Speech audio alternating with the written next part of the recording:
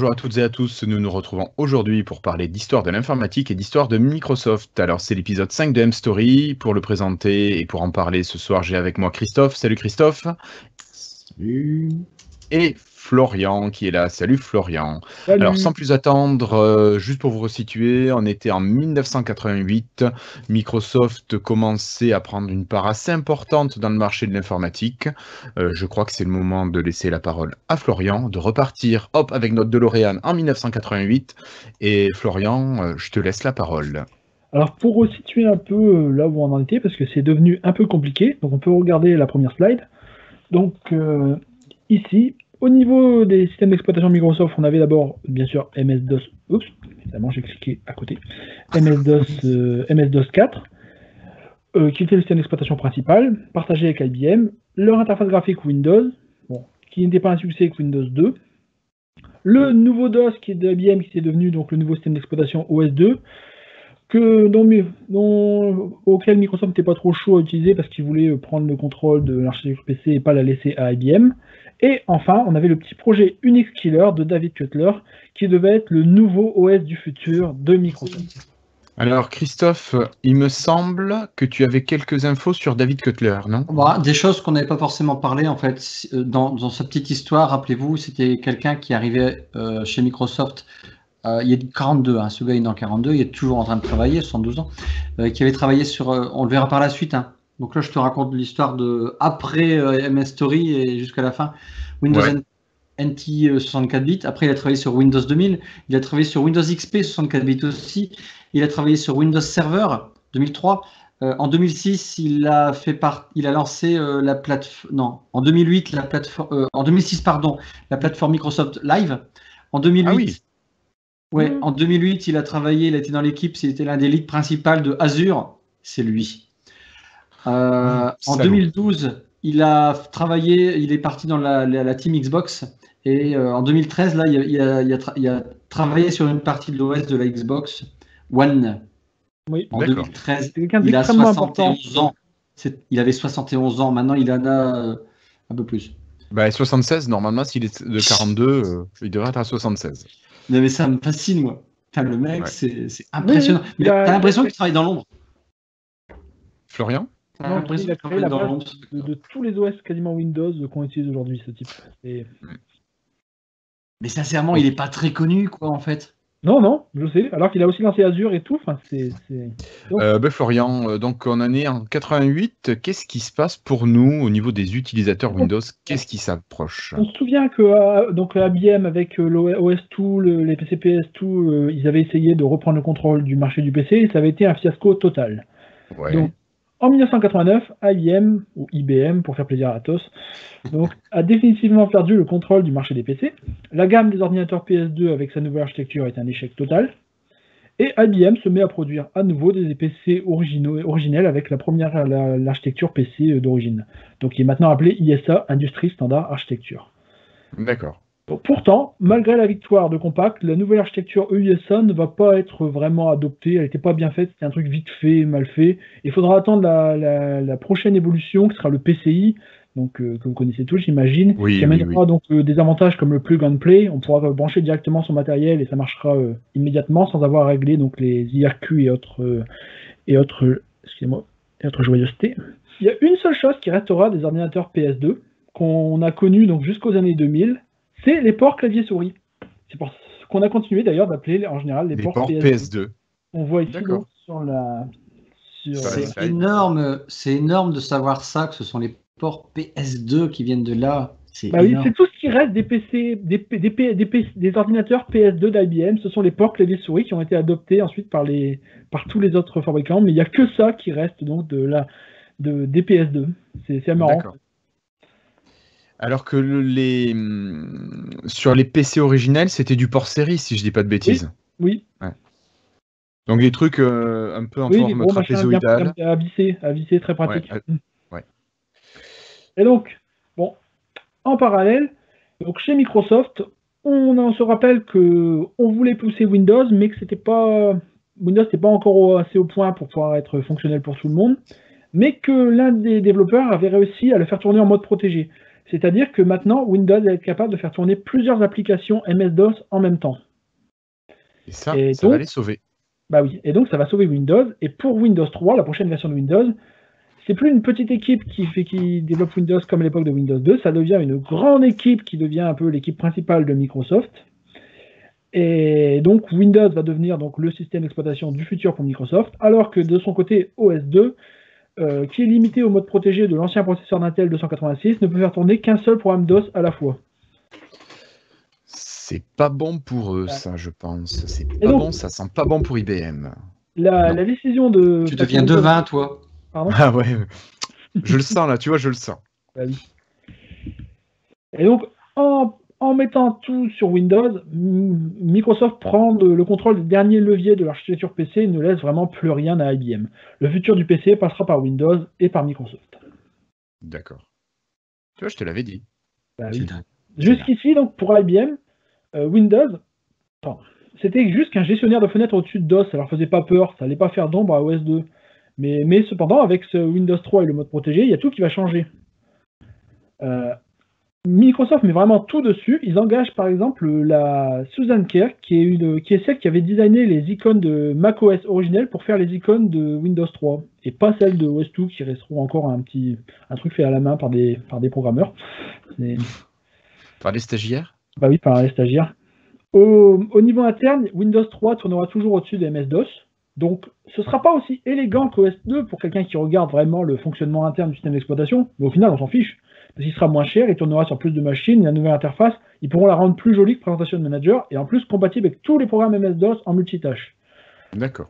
IBM, bon, ils voient ça, ils vont voir Bill Gates et ils proposent à Microsoft d'acheter, comme pour Windows, une licence, comme pour MS-DOS avant, pardon, une licence globale de Windows afin de l'intégrer à tous les PC IBM. Dis-moi là, je vais essayer de faire le devin encore. Oui. Cette fois-ci, je crois que Microsoft va envoyer chez IBM. Non, ils vont Voilà, leur voilà. dire. Il est dit quand même que Bill Gates a hésité un petit peu une dernière fois. Putain. Mais bon, apparemment, il les a envoyés bouler assez rapidement. Et il a hésité juste pour les faire. Pour les. Du coup, là, une question que je me posais. Actuellement, MS-DOS, il appartient à qui alors? MS-DOS appartient à Microsoft, mais IBM a toujours le droit de faire des versions de PC-DOS, donc leur version de MS-DOS avec le code de Microsoft qu'ils modifient eux-mêmes. Et la dernière version de PC-DOS d'IBM est sortie en 2003, c'était la 7. quelque chose. D'accord. Voilà. Okay. Maintenant, ils en font plus. Hein. Je crois que ça n'a plus beaucoup d'intérêt pour grand monde. Ouais. Ok. Et quand même, ça a duré jusqu'en 2003, le DOS d'IBM. Alors, oui, tu parlais du DOS d'IBM, mais moi je voulais te demander, est-ce que le MS-DOS a des nouveautés? Je crois, il est sorti sur GitHub, je crois, non? Il est open source maintenant? C'est la version 1.0 qui a été mise sur GitHub et la version 2.0, je crois. Donc c'est vraiment les premières. Ah, oui. D'accord. On en a parlé à l'épisode dernier, rappelez-vous. Oui, mais je ne savais pas quelle version, justement. Et je me demandais, est-ce que MS-DOS, maintenant, finalement, est-ce qu'on peut toujours l'utiliser? Dans les années 2000, il y a un clone de MS-DOS, FreeDOS, open source, qui est sorti. Et donc, il est parfaitement compatible avec MS-DOS. Et donc, pour les gens qui ont besoin d'un DOS, il y a un DOS open source existant aujourd'hui, qui a justement été mis à jour pour fonctionner avec les périphériques USB modernes. D'accord. Ok. Bon. Merci, Florian. Donc, bon, revenons à notre histoire. Oui, donc, alors où est-ce qu'on en est? Bill Gates envoie bouler à IBM. Et donc, IBM n'est pas très content. Et dans les mémos internes qui circulent dans la compagnie à cette époque-là, il y a la guerre qui se prépare. Il n'y a plus question de rien partager avec Microsoft. Et ils vont se battre jusqu'au bout. Ils vont pas lâcher l'affaire. Et là, on dit Lenovo, IBM, Lenovo. Ce sera plus tard, ça. Je suis méchant. Dans un épisode. Oui, plus tard. Donc, pendant ce temps, il y a un nouveau combat légal qui se profile à l'horizon.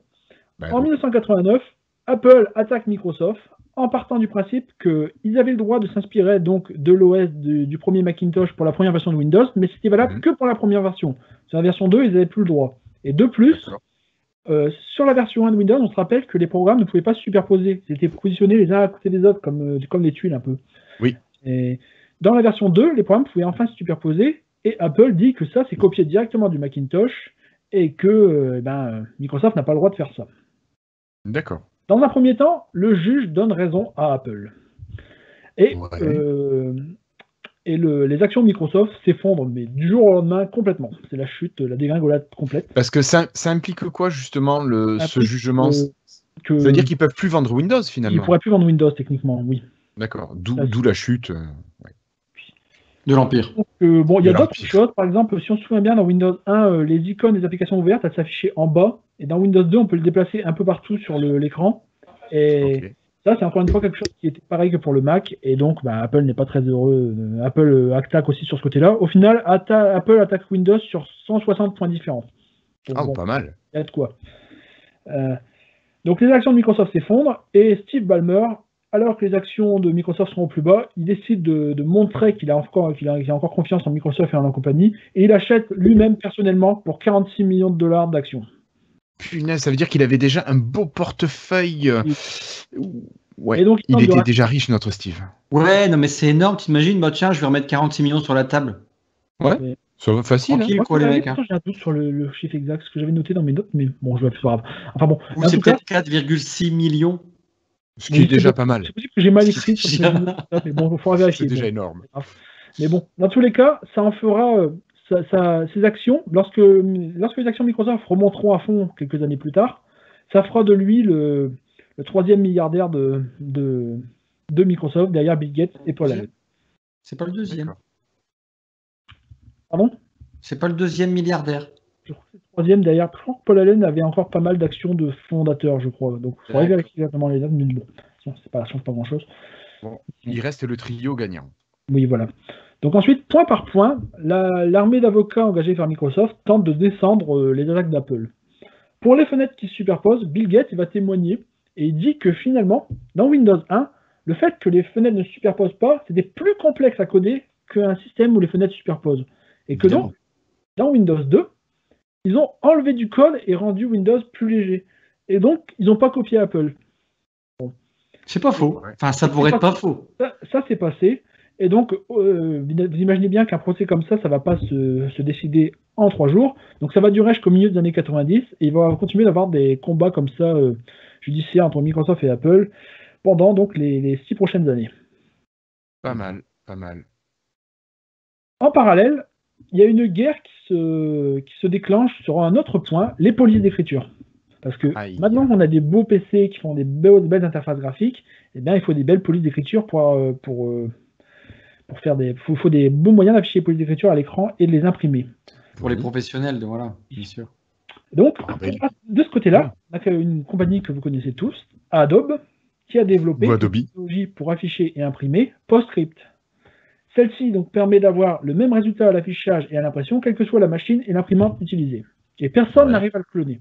Donc c'est vraiment quelque chose qui garde précieusement et qui vendent à toutes les compagnies du marché. Ouais. Apple était l'un des plus gros clients d'Adobe. Apple avait investi dans Adobe sous l'impulsion de Steve Jobs au début des années 80. De ce fait, même si le PC devient assez standard, le Mac garde une part de marché importante chez les gens créatifs, journalistes qui ont besoin d'imprimer de façon très précise, en bonne qualité. D'ailleurs, c'est toujours. D'où voilà cette histoire de Mac qui a un lien avec les professionnels dans le monde du c'est resté créatif. ensuite. Ouais. Et donc, Ok, bon, merci. Bill Gates, il aimerait bien intégrer la technologie d'Adobe dans Windows, et afin de le rendre aussi bon que le Mac à ce niveau. Cependant, alors qu'il pense à faire ça, en 88, Apple annonce qu'ils vont lâcher Adobe et développer leur propre technologie qui sera moins chère, parce qu'Adobe fait payer vraiment ça très cher. Ouais. Microsoft hésite alors. Est-ce qu'ils font comme Apple? Est-ce qu'ils essayent avec Adobe quand même? Et des négociations ont lieu. Ils sont sur le point d'arriver à un accord avec Adobe, mais au final, Microsoft voudrait que les standards PostScript soient disponibles gratuitement pour tous les utilisateurs. Adobe veut pas parce que c'est leur grand secret. Et donc, le deal s'effondre. D'accord. Bill Gates suit Apple et dit que Adobe est trop cher et que, de toute façon, c'est plutôt Adobe qui devrait payer Microsoft pour utiliser PostScript dans Windows et en faire le standard. Bon, il n'est pas très content. Il va dire la grosse tête. Il n'est pas content. Ouais. Donc Microsoft finalement rachète une petite compagnie qui travaille sur des polices, donc afin d'utiliser leur brevet. Leur concept, leur brevet, et les intégrer dans Windows. Ok. Adobe de son côté trouve un nouveau client, Steve Jobs. Steve Jobs, lui, il avait été viré d'Apple, il avait créé sa propre nouvelle compagnie Next avec son nouvel OS Next Step. Et donc Next Step utilisera donc les technologies d'Adobe.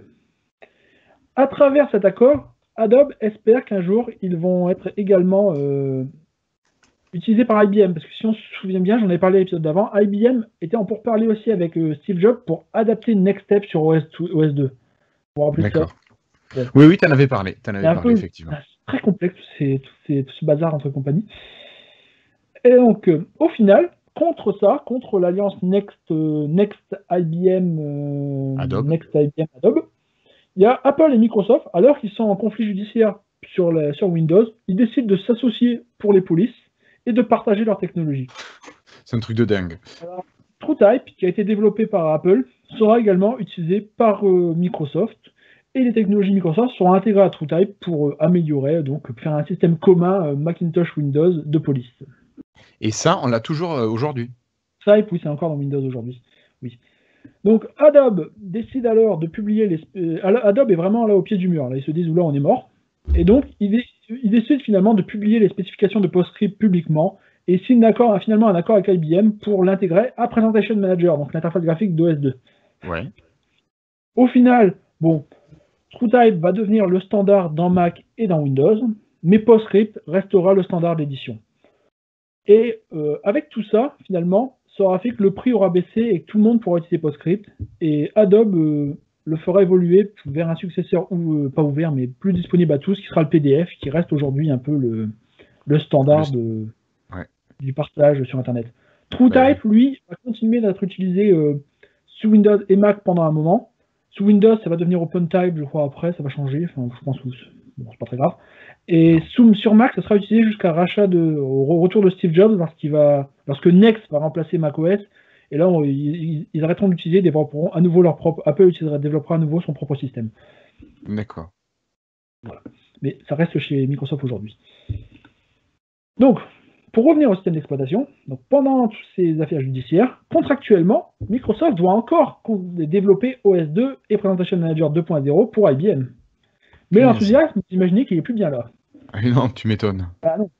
Voyant Windows comme un vrai rival pour OS 2, IBM décide de faire un petit coup en traite à Microsoft. Évidemment, ils font tous des coups en traite dans tous les sens. Hein. Mais donc, et de développer une sorte de version light de Presentation Manager qui tournera sur MS-DOS. Donc, pour faire le pont entre les gens qui sont encore sur MS-DOS et ceux qui est le futur, qui pour eux est encore OS 2. Ouais, ça commence à être tordu quand même. Hein. En fait, ils font un concurrent à Windows pour DOS à partir de Presentation Manager. Notre interface, ils font leur interface graphique à IBM à partir de Presentation Manager pour l'ancien DOS. D'accord. Donc c'est un concurrent direct à Windows. Ouais. Donc, alors que Windows est en train de prendre de la vitesse, il y a Bill Gates qui voit Presentation Manager Lite donc comme un concurrent capable de l'arrêter net. Il prend quand même peur. Il dit IBM c'est quand même un gros marché et il veut pas non plus, il veut pas tout risquer. Donc il retourne chez IBM pour tenter de restaurer leur partenariat. Bon, ça va être difficile. Il en ressort un nouvel accord de co-développement. IBM et Microsoft s'accordent sur le fait qu'à long terme, OS 2 sera le système d'exploitation du futur. Mais en attendant, IBM recommandera MS-DOS et Windows sur les machines moins performantes. Microsoft s'engage également à ne pas inclure de fonctionnalités avancées d'OS 2 dans Windows et ne pas produire de version serveur de Windows. Bon, bien sûr, hein, ce ne sera jamais le cas. Non, jamais. Jamais. Ils y pensent même pas, c'est pas dans les cartons, ça. Non, donc, pas du tout. Pour Microsoft, aucun souci. Ils n'intègrent pas dans Windows pour l'instant, mais rien n'empêche Microsoft de continuer de développer en parallèle leur propre système d'exploitation du futur qui n'est pas OS 2 avec l'équipe de Dave Cutler. D'accord. Donc, de ce côté, afin d'assurer la portabilité du nouveau système d'exploitation, donc leur OS du futur, et pour qu'il ne soit pas uniquement compatible avec les processeurs Intel comme le sont DOS et OS 2, l'équipe développe sa première version pas sur un processeur x86, mais sur un processeur RISC d'Intel qui est le N10. Alors, N10. Et là, c'est une autre... Pardon ? Je dis oui, d'accord. Et là, c'est une autre explication du nom d'origine de NT. J'avais dit la dernière fois que ça venait peut-être de VMS, dont on décalait toutes les lettres d'une. Avec WNT, ouais. Le processeur sur lequel il a été développé, c'était le N10 d'Intel, codename NT. Alors, c'est une autre explication de l'origine. Personne ne sait vraiment si c'est celle-là. Mais ça peut, donc, le nom de NT peut venir donc du processeur sur lequel il a été développé à l'origine. Ça peut être plein de coïncidences qui arrangent tout le monde. Puis voilà, on ne sait pas trop. Donc le développement du NT du NT, donc du processeur NT, pardon, pas le Windows, prenant du retard, l'équipe va utiliser un simulateur pour tester leur code dans le premier temps. Et même si Steve Ballmer et Bill Gates soutiennent le projet, il y a beaucoup de monde de Microsoft pense que c'est une fantaisie de faire ça. Développer un système portable qui fonctionnera sur toutes les architectures pour un processeur qui n'existe même pas encore, beaucoup pensent que Microsoft devrait se concentrer sur les systèmes d'exploitation qui existent déjà. C'est marrant ça n'a jamais changé finalement cette façon de penser. Rien. Tu veux dire de partir sur des trucs un peu farfelus? Oui, ou alors d'abord de consolider l'existant et voir après. Enfin, il y en a qui le font dans certains domaines. Oui. Dans le cloud, ça se consolide. Oui. Donc, en parallèle, Microsoft prépare en grande pompe le lancement de Windows 3 qui est prêt à sortir. Les retours sur les premières versions envoyées aux testeurs sont très très bons. Et lors d'une conférence de presse, il y a une question qui est posée à Steve Ballmer.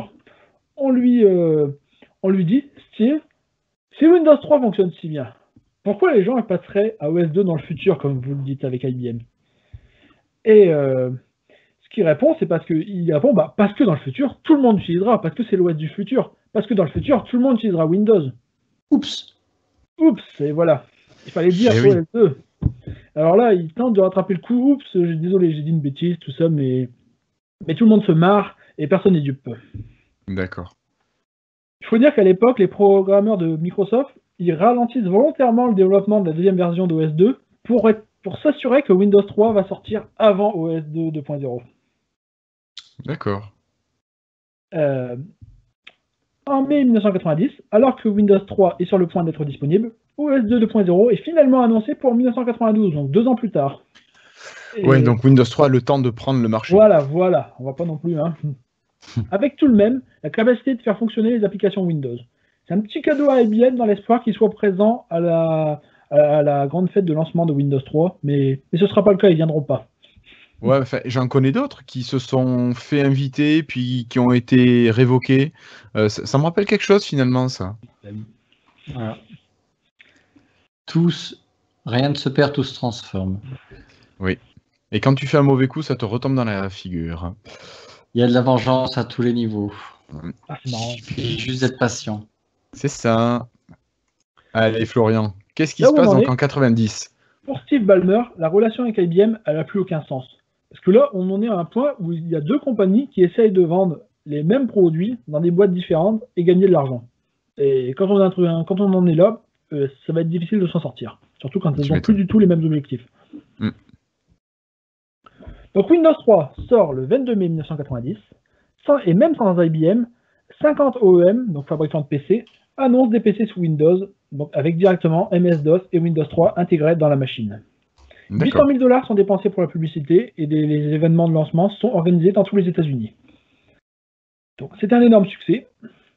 11 000 copies se vendent chaque jour les premières semaines. La réaction d'IBM ne se fait pas attendre. Ils ne sont pas du tout contents de ce qui se passe et se mettent après une position anti-Microsoft à tous les niveaux. Microsoft vient donc, comme on l'a dit avant, ils utilisent maintenant TrueType pour les polices. IBM, ils disent qu'ils vont s'associer seulement avec Adobe. Microsoft annonce que le support des stylés arrive sous Windows avec PenWindows. IBM annonce qu'il supporte le concurrent de PenWindows qui s'appelle PenPoint. Bon voilà, maintenant à tous les niveaux, c'est la guerre totale. Ça devient vraiment du grand n'importe quoi au niveau partenariat, parce qu'il n'y a plus qu'une raison qui maintienne ce partenariat. Ils sont encore associés. Ouais. Oui, mais il a raison, Ballmer. En fait, c'est la réaction on est deux concurrents et ça n'a aucun intérêt de continuer comme ça. Ben non.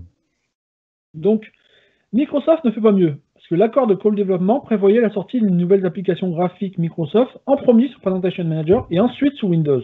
Ce ne sera jamais le cas. Et pire, Microsoft commence à travailler à implémenter les fonctionnalités avancées d'OS 2 dans Windows. Bon. En septembre 1990, l'accord entre Microsoft et IBM est encore une fois renégocié. IBM va reprendre seul le développement, la fin du développement d'OS 2 2.0, parce que vu que Microsoft traîne les pieds et risque de jamais le sortir, ils n'ont plus vraiment confiance. Et Microsoft, eux, ils continueront de faire des mises à jour pour OS 2 1.3, l'ancienne version, et ils travailleront sur le futur OS 2, l'OS 2 3.0, qui sera développé à partir de la base Windows NT, c'est pas encore Windows NT, désolé, la base NT de Dave Cutler. D'accord. Donc, IBM se rend compte de l'évidence à ce moment-là. il est impossible pour OS 2 de concurrencer Windows en restant lié au processeur 286. Donc la version 2.0, elle passera comme Windows au processeur 386 et permettra enfin de faire du multitâche avec les applications MS-DOS. Alors là, juste, Florian, je te coupe un instant, juste pour bien rappeler, à ce moment-là, là, vers 1990-1991, sur le marché, au niveau des processeurs, on a des 286. On a les 386 qui sont arrivés.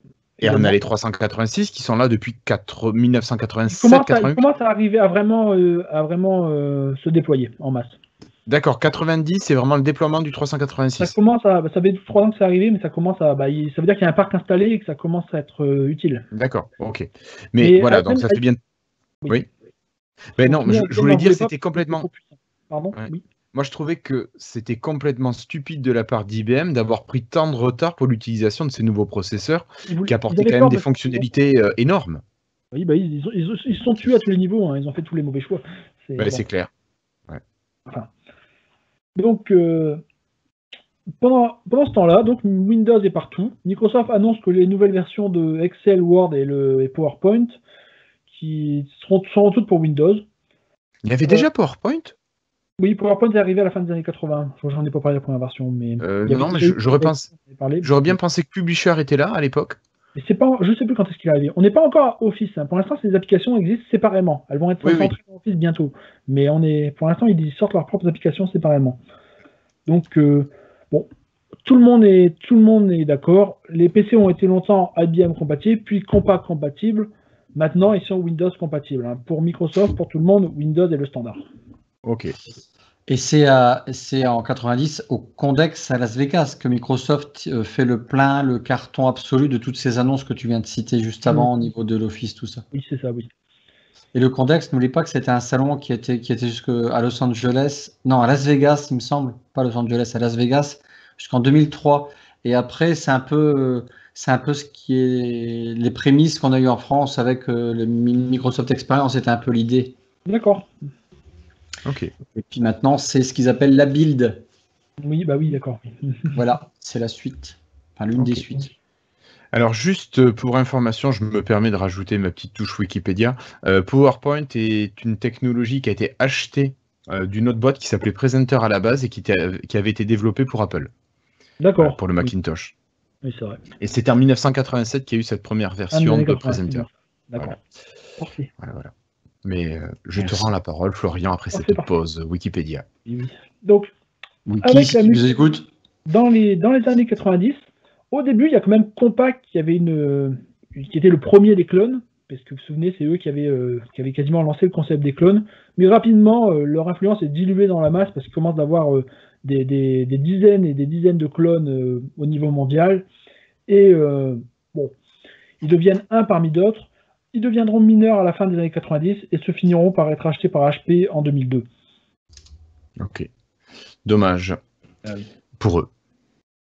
Donc, dans l'accord avec IBM, une des dernières choses qui était réservée à OS2 était le support des applications 32 bits. C'est rapidement plus le cas. Steve Ballmer annonce une version de Windows 32 bits. OS2 n'a plus aucun avantage pratique et pour Microsoft, Windows est le futur, on n'arrête pas de le dire. La relation avec IBM existe encore sur le papier, mais elle se dégrade au point que les compagnies ne veulent plus parler. Il n'y a plus personne qui veut parler à personne. C'est silence radio.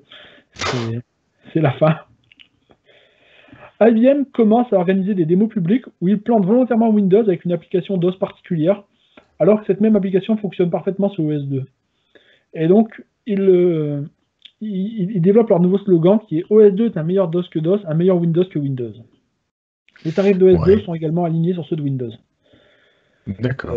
Cette fois-ci, il n'est plus possible de continuer le partenariat et ils actent le divorce. Hein, c'est fini, ils annulent tous leurs accords. Donc, il y a une sauf l'utilisation du DOS. Ben voilà, il y a une sorte de traité de divorce qui est signé entre Microsoft et IBM. Et MS-DOS continue d'appartenir aux deux compagnies. Cela vaut aussi pour les futures versions. IBM garde la marque OS2 et les droits sur OS2 1.0 et 2.0. Microsoft garde les droits sur le futur OS2 3.0, qui est donc qui était le projet NT de David Cutler. Dave Cutler, pardon, j'arrête pas de dire David. Et IBM continuera seul le développement de OS2, alors que Windows se focalisera sur Windows et NT. Peut-on dire que c'est la fin du DOS déjà à ce moment-là? C'est le début de la fin, même s'il y a encore quelques années par traction. mais c'est le début de la fin, oui. Vous avez travaillé sous DOS, vous? Est-ce que vous avez fait du Non. DOS, Win, Attends. tout ça? Un petit peu, oui. Oui, Un oui. tout petit Moi, peu, j'en ai mais fait j'ai un jamais petit fait peu, grand-chose, ouais. oui. Et est-ce que vous avez des souvenirs des logiciels que vous utilisiez sous DOS? À Non. part Win? Non, moi je disais Non, rien à moi, part je oui. t'avoue que non, J'avais je sais pas. un ou deux jeux purement MS-DOS qui fonctionnaient pas sous Windows, mais c'est tout. Parce que moi, j'ai un souvenir terrible, c'était Print Master. Je sais pas si vous avez connu les imprimantes matricielles à 8 aiguilles, 24 aiguilles. Vous avez pas connu ça, les gars? Vous rigolez? Si. Oh putain! Si. Allez à votre banque, hein, ils ont Si, toujours si. ça. Et si vous savez pas ce que c'est une imprimante matricielle. Mais moi, un programme, un bon souvenir que j'ai eu, enfin un bon souvenir, un vieux souvenir, c'était Print Master. Je sais pas si vous avez connu. C'était un programme qui à l'époque, ça avait été créé pour Commodore 64. Et après, ça a été sur IBM, pardon, je sais pas dire IBM, Oui. IBM, PC compatible. Et c'était un programme qui permettait de faire des banderoles. Vous pouviez faire des banderoles de texte, Vive Mamie, ou alors des calendriers que vous teniez à Nouvel An, tout pourri, quoi. Je dirais que c'était une sorte d'ancêtre à un moment donné de Publisher. Ok.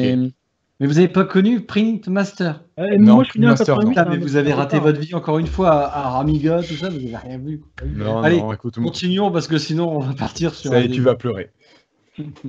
Donc, il y a quand même un dernier petit accord qui est signé, c'est que pendant quelques années, je ne sais plus le nombre d'années exact, mais Microsoft aura le droit de faire tourner les applications OS2 16 bits sur Windows, et IBM aura le droit de faire tourner les applications Windows 16 bits, donc les applications Windows 3 sur OS2.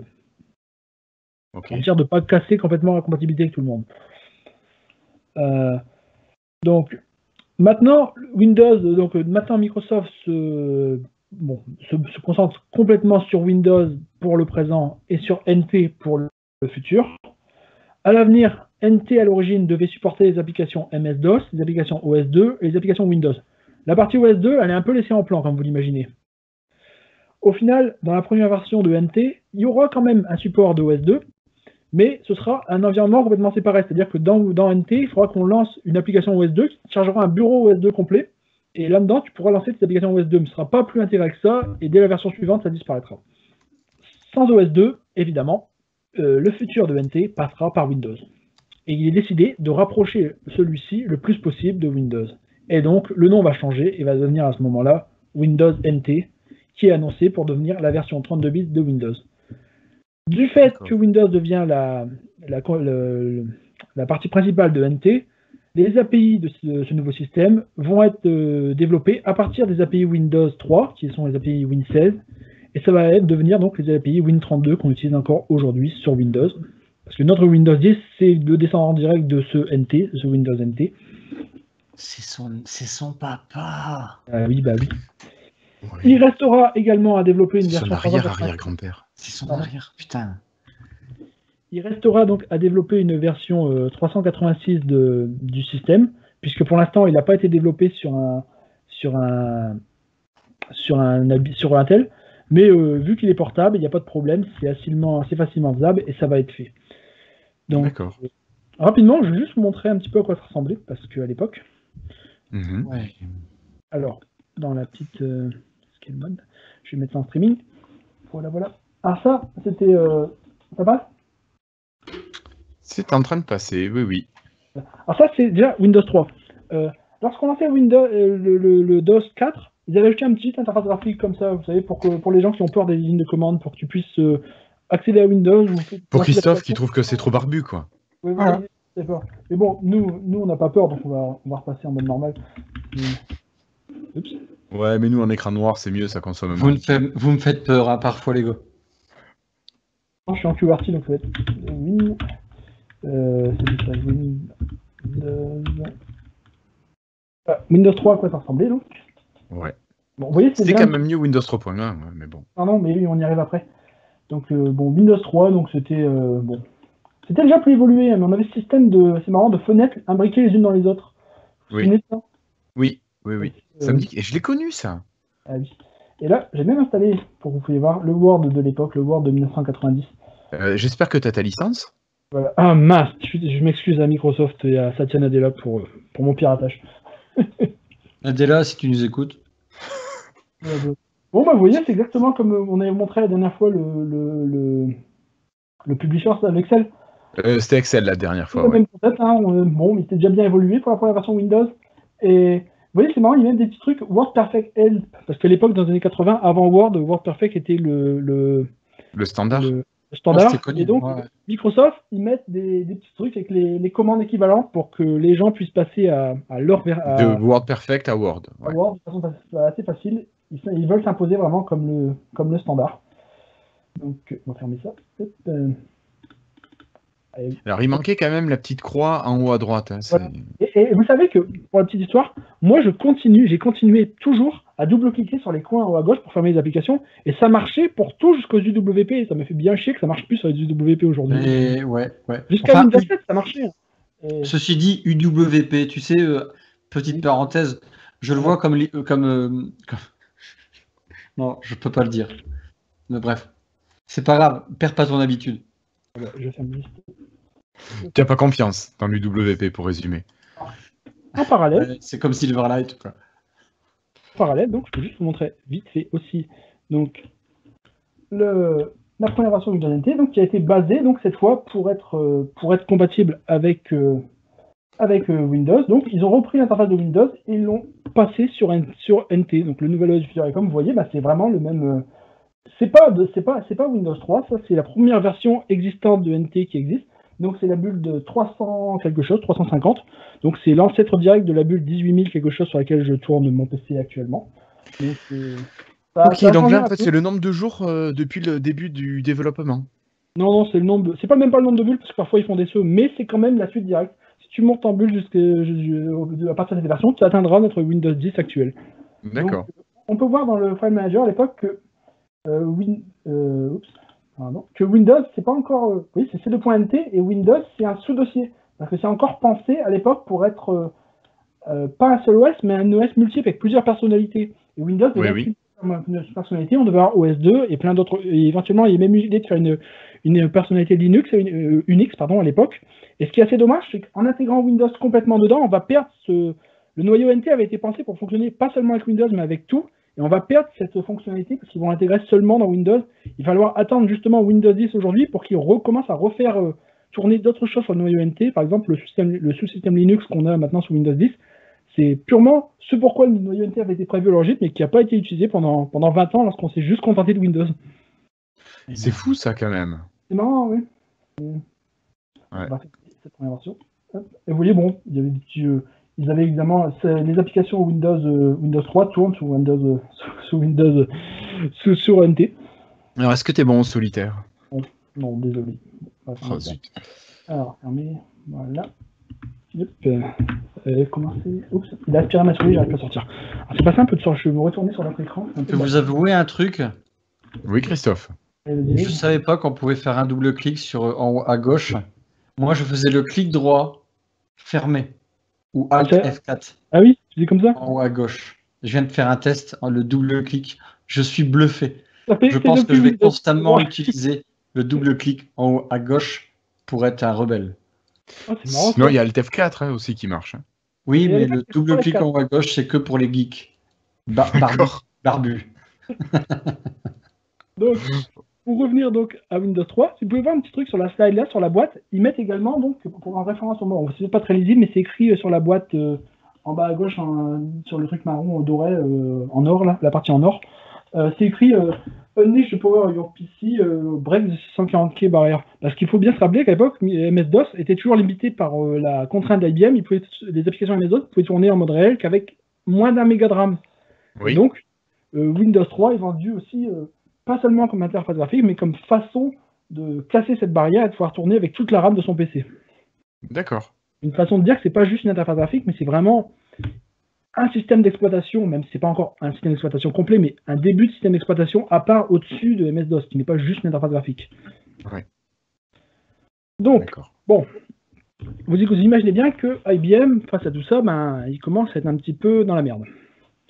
Mais est-ce qu'ils vont se remonter les manches? Est-ce qu'ils vont essayer de se lancer dans la création d'un nouveau système d'exploitation pour quelque chose qui les sauverait? Bah oui, et alors contre toute attente, alors là, IBM, ils annoncent qu'ils ont développé, ils sont signés un accord avec Apple, et qu'ensemble, ils vont développer un nouveau système d'exploitation qui remplacera donc l'OS Mac originel sur Mac et sur PC qui remplacera OS 2 pour fusionner donc les Mac et les PC en un truc Apple IBM du futur. Ce nouvel OS donc s'appellera Taligen. Donc, voilà, Pourquoi la manière dont tu en parles me fait penser que ça fait un flop? Un peu. Donc le nouveau système dans l'annonce d'IBM et d'Apple, il sera plus performant que Windows de Bill Gates, plus performant que Next Step de Steve Jobs. De plus, il aura des capacités médias avancées, un nouveau système de fichiers orienté objet. Donc, plutôt que de continuer d'organiser les fichiers de façon hiérarchique dans une arborescence de fichiers, il s'agira pour n'importe quel fichier du système d'avoir un identifiant unique et des métadonnées qui le connecteront directement aux autres fichiers, au système et au programme. Par exemple, un lecteur vidéo n'aura pas besoin de parcourir le disque entier pour découvrir les fichiers vidéo, il sera déjà connecté à tout cela directement. Et dis donc, ça aurait pu marcher, hein, ça. Hein. C'est un bon concept, bah oui. Encore mieux, Taligen devait être capable de fonctionner sur toute architecture. Donc l'architecture Apple, qui était encore sur du Motorola, sur du Intel, sur les architectures du futur, et il devait savoir faire tourner les applications DOS, Windows, OS2 et Mac. Et des nouveaux programmes qui sont faits rien que pour Taligen. Oui. Donc c'était un truc de malade. Ils annoncent du lourd. Hein. Ouais. On dirait entendre les specs d'un Windows Phone, Surface Phone. En réponse à Taligen,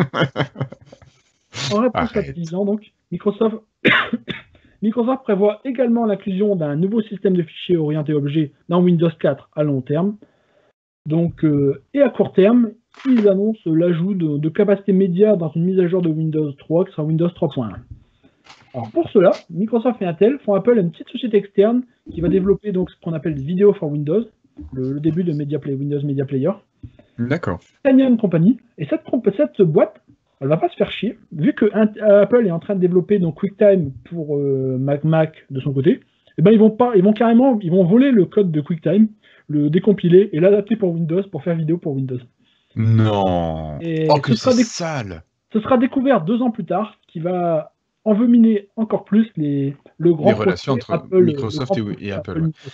Et est-ce que tu sais si Microsoft était au courant de ce vol là, s'ils savaient qu'il y avait eu ce forfait? Microsoft et Intel disent que non. Ils ont balancé la petite boîte. Après, honnêtement, je n'ai pas la moindre idée, mais. Ouais, ok. Légalement, ce qui sera décidé, c'est que Microsoft et Intel ne savaient pas. Bon. Après, je sais pas, honnêtement. Ah, il y en a qui ont dû ramasser quand même. J'imagine. Il y en a qui dormaient mal. Hein. Putain. Ou ils dormaient en prison. Putain, les mecs, franchement, ils devaient flipper. Hein. Ouais. Ah, c'est pas ça, tu fais ça, tu sais que tôt ou tard, t'as une épée de Damoclès qui tombe sur la gueule. Ouais, je comprends pas comment ils peuvent ne pas savoir que ça allait leur retomber dessus, c'est impossible. Enfin, je sais pas. Il y en a qui n'ont pas peur. Hein. Ouais. Enfin, donc, IBM annonce que OS 2 2.0 sera donc la dernière version de OS 2 avant Taligen, et Apple fait la même chose avec macOS System 7, qui sera donc la dernière version avant Taligen. Au final, Taligen sortira jamais, comme vous pouvez vous en douter. IBM et Apple sont trop différents. Les utilisateurs IBM migrent en masse sur Windows. Ceux d'Apple n'ont aucune envie de migrer vers un truc co-développé avec IBM et veulent rester sur leur Mac. Au final, le développement s'arrêtera en 1995 et le projet sera abandonné. D'accord. C'est dommage parce que l'idée était bonne quand même. C'était, j'allais dire sympa, mais c'était vachement intéressant de pouvoir fonctionner partout. Disons que Apple, on a l'impression que leur mentalité reste de rester dans leur boîte, dans leur monde. Même à cette époque-là, on l'a vu dans d'autres épisodes plus tôt. Mais ça aurait on aurait pu s'imaginer que ça reste le fait qu'Apple part sur les processeurs Intel, du coup, s'étendre un peu partout. Mais c'est ce qui arrivera beaucoup plus tard. Oui, non, ils vont pas sur les architectures PC, c'est ce que je veux dire. D'accord. Alors, en parallèle, une petite vidéo que j'avais montrée hier, dont j'avais parlé hier à Guillaume. Oui. Ça passe, ça reste pas. Ouais, ça passe nickel. Parfait. C'est Bill Gates qui donc lui présente également donc sa vision du Windows orienté du objet du futur, où on pourra faire plein de choses avec des systèmes de fichiers connectés exactement comme Taligen l'avait été annoncé pour en parler d'IBM et Apple. Donc là, il montre un peu la même idée. Je vais avancer parce que c'est long, mais que on pourra récupérer ses emails, ses emails également, C'était pas d'email à l'époque, si, ça devait être d'email en début des années 90. C'est des appels audio. Ces messages, en tout cas, c'était ces messages. Ouais, directement depuis Windows, et que ce sera connecté directement donc aux autres applications du système, et que bon, on n'aura pas vraiment de système de fichiers, tout sera intelligent et sera connecté les uns avec les autres. Donc, à mon avis, ça n'existait pas. Hein. Je pense que ça devait être une animation qu'ils avaient créée juste pour ça se voit Oui, ça se voit sur le pointeur de souris qui bouge. Oui. Ouais. Enfin bon, c'était leur vision de. J'en sais un peu. Donc c'était leur vision. Donc ça pouvait être intelligent. Dans l'email, ça allait détecter qu'il y avait des données pour un tableur, des choses comme ça. Tu vois. Alors, attends, je te coupe là, mais ça s'appelle Cortana, ça. C'est marrant. C'est plein d'idées que oui, c'est vrai que ça ressemble pas mal à ce qui a eu cet effet beaucoup plus tard. C'est vrai que 20 ans plus tard. Enfin, ça devait être. C'est marrant. Pourquoi ils avaient des idées. Ils avaient des idées, mais. Ils n'ont pas forcément su les exploiter. Ou ils les ont trop tôt. Enfin, bon, je vais pas avancer, ça va durer longtemps, mais voilà le concept donc qu'ils avaient en 1990. C'était au Comdex 1990, c'est la même que dont Christophe parlait tout à l'heure. Donc, où on était. Donc, oui. Donc, au début des années 90, on parle et on présente de toutes ces choses orientées objets, systèmes d'exploitation du futur. Mais au final, pour la plupart des gens, on est toujours sur MS-DOS, on utilise toujours des applications MS-DOS en majorité. Et le DOS est un peu vieillissant. Si on se souvient bien, la dernière version du DOS qui était sortie, c'était le DOS 4, qui avait été développé à l'origine par IBM pendant que Microsoft faisait OS 2. Et il l'avait fait un peu à l'arrache, testé que sur des produits IBM, il fonctionnait très mal avec les clones. Microsoft a corrigé le tir un peu plus tard, mais c'était trop tard, l'application de DOS 4 était faite. Les gens ne voulaient pas de DOS 4 et la plupart des gens continuaient de tourner sur une DOS 3. Quelque chose. D'accord. Donc, il y a à ce moment-là que Gary Kildall rentre en scène à nouveau. Vous vous souvenez, c'était le créateur originel de CP/M. Oui. L'OS qui a inspiré MS-DOS. Et donc, leur version d'OS 16 bits CP/M 86, vendue trop cher par IBM, on se souvient, n'avait pas été un succès. Et donc, ils l'ont modifié ensuite pour le rendre d'abord multitâche, bien l'améliorer. Ensuite, ils l'ont rendu entièrement compatible avec le MS-DOS de Microsoft. Ils l'ont renommé DR-DOS et ils commencent à le vendre en tant qu'alternative au DOS de Microsoft. Donc, DR-DOS 5.0 que vous avez à droite donc sur la slide. D'accord. Digital Research 5. Et donc, lorsque ce DR-DOS 5.0 compatible avec Windows en plus, Windows pouvait tourner sur DR-DOS 5.0, ils avaient bien fait leur boulot pour que ce soit compatible avec tout l'environnement Microsoft. Ouais, un joli portage. Oui. C'est un succès, un petit succès, un beau succès modeste, mais quand même, ça fait de l'ombre au monopole de Microsoft sur MS-DOS. Et donc, alors que Microsoft ne pensait pas sortir de nouvelle version de DOS après DOS 4, finalement, il décide de sortir un DOS 5, qui inclut quasiment les mêmes fonctionnalités que DR-DOS.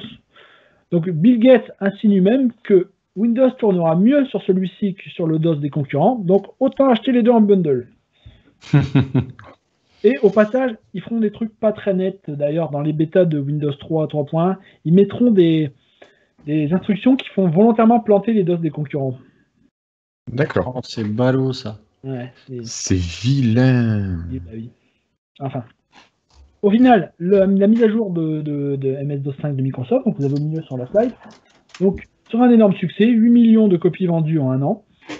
De plus, même si c'est seulement une mise à jour et qu'il faut posséder un DOS antérieur, Microsoft vend DOS 5 directement aux consommateurs sans passer par les OEM. C'est un changement majeur, car ça veut dire que, par exemple, les clients IBM peuvent acheter la mise à jour à Microsoft et ne pas passer par IBM. Eh oui, comme ça ils sont tranquilles. Bah oui. Donc il faut se rappeler, comme je l'ai dit tout à l'heure, que IBM avait les droits de récupérer DOS 5 pour faire PC DOS 5, leur version de DOS. Voilà. Et c'est ce qu'ils font. Ils sortent leur propre version de PC DOS 5, qui est à gauche, et ils font la même chose. Ils ne le vendent pas seulement pour les clients IBM, mais ils écrivent pour les IBM et les compatibles. C'est-à-dire que IBM se met à vendre également aux utilisateurs des ordinateurs non IBM. Ils essayent de leur prendre un peu de contrôle là où ils peuvent. Oui. Alors, dis-moi, je fais l'hypothèse encore que les produits d'IBM, ça va pas marcher. Bah oui. Au final, Microsoft avait développé un programme de mise à jour qui gardait les paramètres des programmes des versions précédentes, parce qu'il commençait à y avoir beaucoup de choses qui tournaient au-dessus de DOS, le Windows et les drivers qu'on devait ajouter, parce que je ne sais pas si vous avez déjà ajouté des drivers sur DOS, mais il fallait éditer les fichiers à la main. Christophe doit se rappeler un peu de ça, j'imagine. C'était Non, j'ai pas. Je me souviens que c'était vraiment galère pour les périphériques. Auto-exec et ces machins-là, config. Ah ouais, oui, t'as raison, l'auto-exec. Ah bah oui, j'avais oublié complètement ce truc-là. Mais franchement, c'est trop vieux là. Franchement, j'ai pu. Mais je me souviens que c'était toujours galère les périphériques, oui. Alors, et donc, Microsoft avait développé un programme de mise à jour qui permettait de transférer ses paramètres et ses applications directement sur la nouvelle version de DOS. Mais celle-ci, elle n'était pas concernée par l'accord d'origine avec IBM. Donc, il ne le fournissait pas à IBM. Et IBM n'avait pas de programme de mise à jour. Et la version d'IBM, elle forçait les utilisateurs à quasiment formater et repartir à zéro. Donc, de fait, c'est la version Microsoft qui gagne par défaut. KO par forfait. Au final, Microsoft gagnera cette guerre des DOS, puisque à terme, les nouvelles fonctionnalités seront ajoutées dans Windows et plus dans MS-DOS. Donc dans tous les cas, à long terme, le MS-DOS ne sera plus important. Windows, la nouvelle version de Windows, donc Windows 3.1, celle-ci n'est plus vendue comme une interface graphique pour DOS, mais vraiment comme un système d'exploitation. Vous voyez sur la boîte, pour la première fois, c'est écrit Microsoft Windows Operating System version 3.1. Oui. Là, ils considèrent que le système d'exploitation n'est plus DOS, mais c'est Windows. Même si ça tourne encore sur DOS en dessous, mais du point de vue marketing, Windows est un système d'exploitation. Parce que c'est ce qu'il voit finalement, c'est ce que l'utilisateur voit finalement quand il utilise sa machine, il voit Windows uniquement. Il n'y a plus besoin de lancer DOS. Il se lance encore DOS finalement. On le mettait dans le derrière. Oui, mais ça lançait le DOS, mais c'était un peu comme quand tu vois ton BIOS. Tu avais l'impression que c'était Windows de base. Mais la plupart du temps, on avait en auto-exe.bat tout, il y avait Win, quoi. Oui, tu pouvais mettre le Win en auto-exe.bat, donc voilà. Mais après, il faut bien... Comment dire il faut bien également qu'ils mettaient vraiment des fonctionnalités qui auraient dû... Techniquement, s'il n'y avait pas eu ce problème avec IBM, ce problème d'accord de copartage, le support des applications du multitâche, il aurait été mis dans DOS. Tu ne le mettais pas dans l'interface graphique, tu l'aurais mis directement dans le système d'exploitation de base. Ouais. Et tu vois, des parties qui auraient dû être vraiment du pur système d'exploitation sont déplacées dans Windows et pas dans l'OS de base. Donc il y a vraiment des parties qui sont vraiment système d'exploitation qui sont dans Windows et de plus en plus au fil du temps. Faut pas s'associer avec des boîtes ou des concurrents ou des confrères. Mais donc finalement, la naissance de Windows en tant que système d'exploitation est partiellement due à ces conflits avec IBM qui ont fait que des parties système d'exploitation ont été retirés ou ne sont pas arrivés dedans et sont partis dans Windows, dans le gestionnaire de fenêtres. Oui, c'est ça, exactement. Au final, n'oublions pas qu'il y a toujours une version de 2.0 d'OS2 qui doit sortir un jour. En 92, normalement. Voilà. Et IBM sort finalement dans OS2 2.0 le mois suivant, après Windows 3.1, donc en avril 1992. Dans cette version, qui a été développée à l'origine principalement par Microsoft, mais terminée par IBM, IBM a signé au final des partenariats avec pas mal de monde, avec Steve Jobs et Nextstep, avec Amiga, pour intégrer certaines fonctionnalités de leur interface graphique dans Presentation Manager et amener des nouvelles fonctions développées par ces deux compagnies. D'accord. IBM va surfer également sur la vague de l'objet, comme tout doit être un objet dans le futur, c'était la mode. En intégrant donc d'abord un menu contextuel clic droit. On pourra également, par exemple, déplacer une icône directement sur une imprimante pour imprimer un fichier, parce que tous ces icônes sont des objets. On pourrait également, une mentalité spéciale. Vous voyez l'exemple sur la slide, par exemple, on peut également donc mettre une couleur. Vous voyez, si je veux mettre une couleur sur la barre template là. En fait, tu cliques, tu prends le vert et tu l'amènes sur ta barre. Tu vois comment ça fonctionne? Oui. Donc, c'est plein de petites fonctionnalités comme ça qui sont au final très gadget et dont au final les utilisateurs ne se servent pas vraiment. Et souvent, il y a même pas mal de monde qui le fait par erreur et qui n'arrive pas à annuler ce qu'ils ont fait. D'accord. Afin d'être compétitif. Pardon ? Oui. Non, mais vas-y. Afin d'être compétitif avec Windows 3, qui tournait parfaitement sur 2 mégas de RAM, IBM abaisse les configs minimales requises pour OS2 à 4 mégas de RAM, donc 2 fois ce qui est nécessaire pour Windows 3. Cependant, à l'époque, ça doit coûter cher aussi, ces mégas de RAM. Ça coûte un peu moins cher parce que le prix de la RAM est baissé en 4 ans. Mais quand même, 4 mégas, c'est largement pas assez. Même avec 4 mégas, il faut en général, il disait, d'après les tests de l'époque, il faut environ 10 minutes pour que l'OS boot et soit utilisable. Punaise. On se rappelle que le slogan d'OS 2, c'était un meilleur DOS que DOS et un meilleur Windows que Windows. Et sur le papier, il faut dire que c'était peut-être vrai. Parce que dans OS 2 2.0, ils introduisent un nouveau mode de virtualisation MS-DOS qui permet de faire du multitâche. Et celui-là est vraiment plus évolué que celui que Microsoft a développé dans Windows. Par exemple, ça permet de faire tourner un jeu en plein écran MS-DOS, alors que le reste des autres applications OS 2 continuent de tourner en arrière-plan. Chose qui n'est pas encore possible pour les applications complexes sous Windows, ça plante assez souvent. Les boîtes de virtualisation DOS de OS 2 2.0 étaient si bien développées qu'elles permettaient carrément de faire tourner un Windows complet dans une boîte DOS de OS 2. D'accord. Et IBM va utiliser cette possibilité, plus le droit qu'ils ont d'utiliser des applications Windows 16 bits, afin de carrément intégrer un mode WinOS 2 dans OS 2.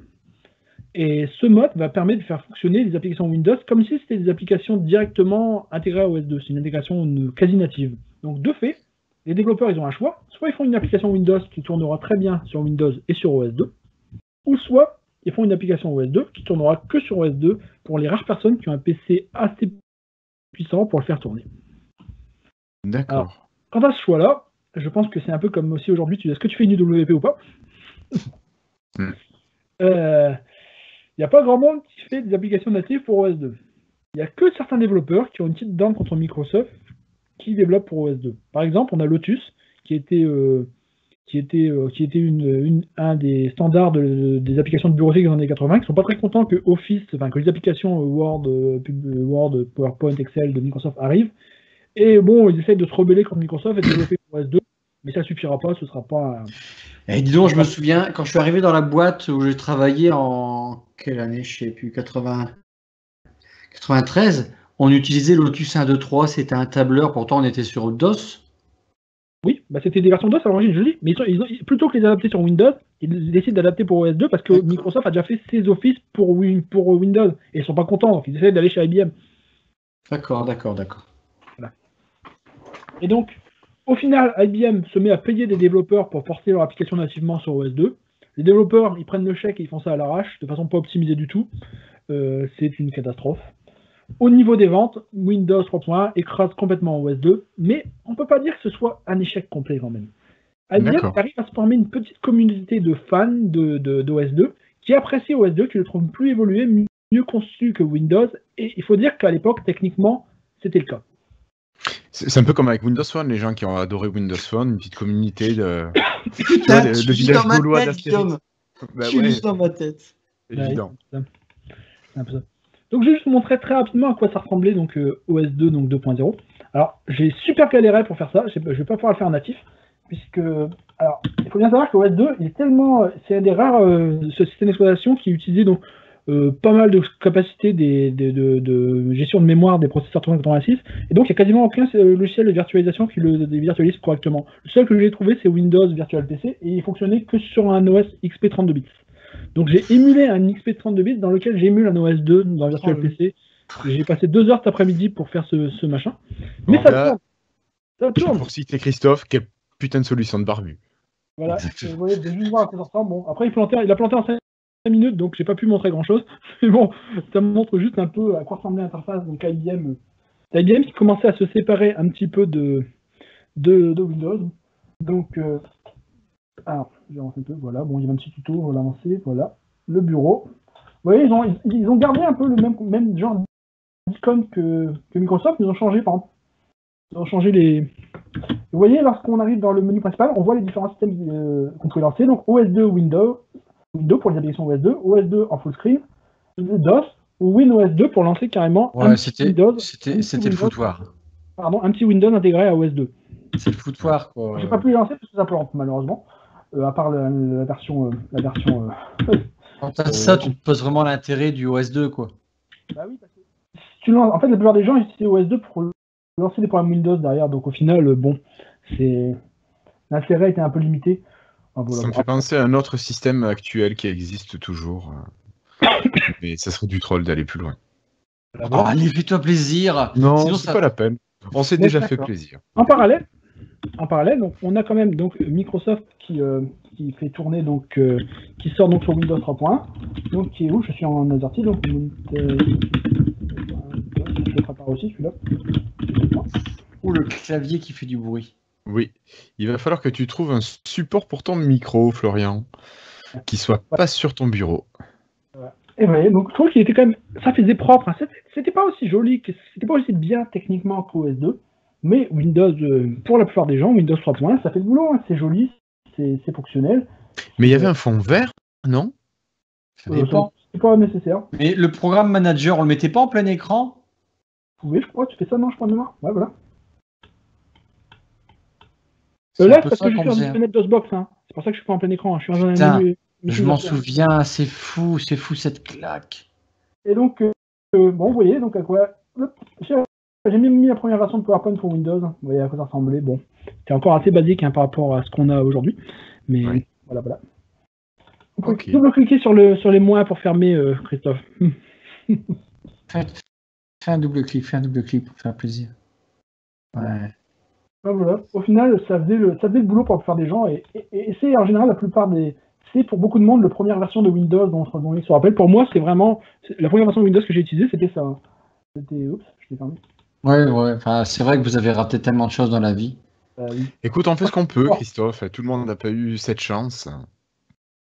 Enfin, C'était une épopée. Ouais. Voilà. C'est l'épopée des informaticiens. C'est quoi un informaticien? Non, ça n'existe pas. C'est un mec qui crée des problèmes alors que Là où il y t'en en as avait pas. pas. Juste pour finir, je vais juste montrer quelque chose sur lequel Microsoft travaillait en même temps que Windows 3, mais qui n'a jamais été terminé. C'est WinPad. Alors ça, c'est super intéressant parce que ils l'avaient jamais annoncé non plus. C'est le truc qui était prévu. Vous vous souvenez, j'ai parlé il y a oups, il a changé il est passé là. J'en ai parlé il y a un petit moment. Ils avaient ajouté le support du stylet sur Windows 3. Il y avait Windows 3 avec Pen. Oui. Et je vais faire un petit peu plus de choses avec ça. Un petit OS pour tablette en début des années 90. Je me souviens de la présentation de Bill Gates qui présentait cette machine portable. C'était en 2000 avec Windows XP, mais ça c'était avant. C'était vraiment Windows 3. D'accord. Jamais sorti. Les machines, il n'y a jamais. Là, tu vois, c'est une alpha développement release de 1994. J'ai un petit peu dépassé parce que c'était basé sur Windows 3. Mais c'est jamais sorti. Il n'y a jamais eu d'appareil sur WinPad sorti. Et ça devait être la première version mobile de Windows. Donc, vous voyez là en bas, il y a des petits trucs adresse pour mon. Putain, ils avaient inventé les tiles. Bah oui, déjà. Et là, j'ai perdu ma souris. Je ne sais pas pourquoi. C'est faux. Ça existait sur Amiga avant. Bon. Ah mince. Ah mais c'est vrai, tu nous en as parlé en plus. Je crois que c'était l'épisode 1. Alors, le fait que je vois sur un autre PC et c'est à distance, j'arrive pas à bouger ma souris. Tu vois, moi, en voyant ça, là, j'ai l'impression que c'est le début de la fin. Enfin, c'est le début des belles idées de Microsoft et qui n'aboutit pas. Et pourtant, les idées étaient là. Et alors là, vous voyez, je suis en train de galérer comme un idiot pour réussir à cliquer. Ouais, je comprends. Alors, on sent que tu en chies là, pour bouger une souris. Et ça marche pas. Alors, je vais essayer de meubler. Vous savez, on va laisser ce combat à l'écran. Ouais, vous savez qu'il y a eu toute une invention de clic quand même. Il y a eu le clic gauche, le clic droit, le double clic. Et quand on a parlé du système 7 Putain, il en chie, là, je suis en train d'avoir pitché pour toi, pour ton clic. Donc on a eu le clic gauche, le clic droit, le clic du milieu, le double clic. Ensuite, il y a eu le clic et demi. Le clic et demi a été inventé par Apple avec avec le Mac OS 8. C'est le fait de. Oui, tout à fait. C'est le clic et demi. C'est Mac qui a inventé ça. C'est tu cliques et après tu cliques et tu maintiens.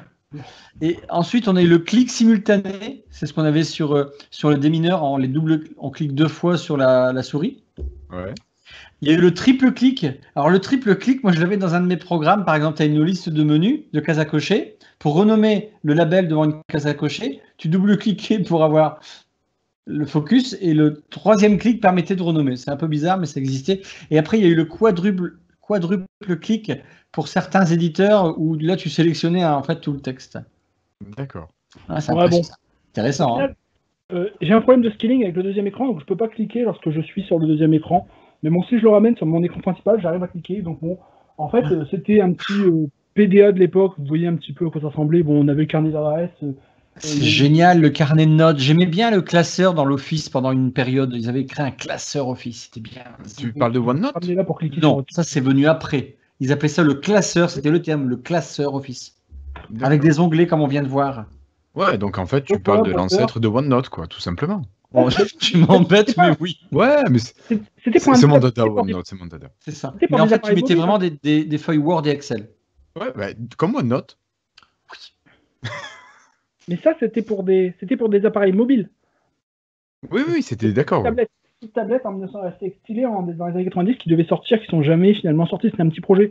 Et le nom, je trouve que c'est assez marrant. Imaginez, c'était WinPad. Ça vous dit pas quelque chose quand même? Bah, WinPad. oui. Attends avant. Microsoft avait prévu son WinPad. Bon, après, moi, j'ai connu Notepad. J'ai jamais trop su à quoi ça servait, Notepad, mais bon. Bah, à remplacer Notepad++ quand tu l'as Non, installé. Notepad, c'était juste pour les. C'était comme Write. C'était pour ceux qui n'avaient pas les moyens d'acheter Word, quoi. Ouais, non. Tu parles. Ah oui, WordPad, pas Notepad. Éditeur par défaut, WordPad. Notepad. Voilà, c'est le. Ça faisait doublon, mais c'était pour les pauvres. C'était le Word du pauvre. Oui, WordPad, oui. Ben, ça permettait d'ouvrir les fichiers Word. Donc là, on se retrouve en quelle année, Florian? Là, on est en 92 pour la sortie de. Mais le bon. Pour la sortie de Windows 3.1 et d'OS 2. D'accord.